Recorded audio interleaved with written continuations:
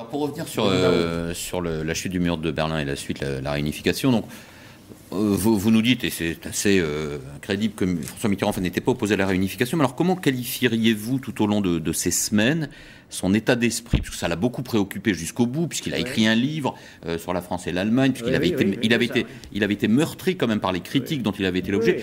Comment vous, qui le connaissez bien, vous qualifieriez son sentiment, son positionnement vis-à-vis de tout ce processus, au fond? Mitterrand était un homme prudent à l'excès. Et au fond, ce qui était dominant, c'était bon, il faut faire attention à ce qui peut se passer. Le voyage que l'on a fait, qui a été si critiqué, l'alliance de revers, en fait, tout le monde a inventé des trucs, on a été voir Gorbatchev dans la journée. En réalité, le responsable du voyage, c'était moi. Je vais vous dire pourquoi. Parce que nous avions réglé avec Gorbatchev le principe d'un voyage, deux voyages par an, un en Russie et l'autre à Paris. Bon. Là, on avait été en Russie la semaine d'avant, enfin les mois d'avant. Et Mitterrand m'a dit, il faut que je voie Gorbatchev. Tout ça parce qu'on présidait la communauté.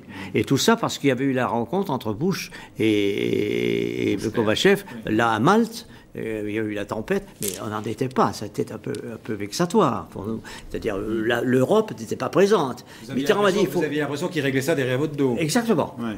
Et Mitterrand m'avait dit, il faut que je voie Gorbatchev.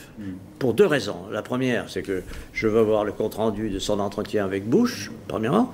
Deuxièmement, je veux savoir, au fond de lui, vous voyez la méfiance, s'il a l'intention de faire bouger ses bataillons. Donc on est parti là-bas pour Kiev, le voyage à Kiev.